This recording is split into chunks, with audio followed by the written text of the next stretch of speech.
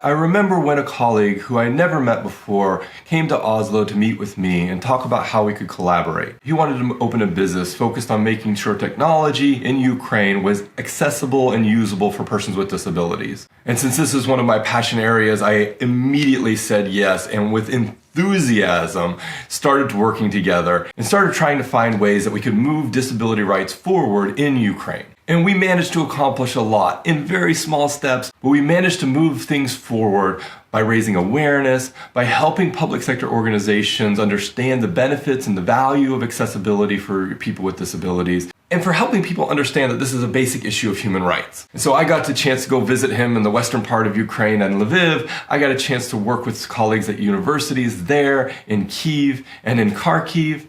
And I always looked forward to going to Ukraine because there was a feeling of vibrancy. There was a feeling of growth and of positive energy. And so I remember the weeks leading up to the war and reading news stories about the expected invasion. And when it finally happened, when the fighting finally broke out, it was absolutely devastating. I just remember crying and crying for days and days and days and trying to reach out to my colleagues and trying to find out whether or not they were okay and sending them all of my love and strength that I could manage and finding ways of donating money and finding ways of sending supplies. And one of the feelings that I've experienced over and over again is a sense of pride in having connected with people and having built relationships with people who are facing this war with strength, determination, and absolute resilience.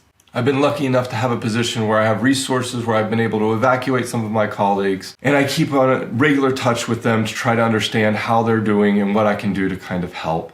And so when I meet with my colleagues on Zoom and I ask them how they're doing, and of course the honest answer to that question is absolutely horrible, they usually just say that they're doing okay. And we find ways of talking about our collaboration. We find ways of trying to understand what we can continue to do together. And these conversations have increasingly focused on what we do after the war ends. And part of that is just to try to retain some hope. But part of that is understanding the reality that eventually the war will end and there will be a process of reconstruction. And we want to find ways in which we can reconstruct Ukraine to be more inclusive, to be more equal, and to be more valuing of diversity, and to help find ways of looking forward to the future together.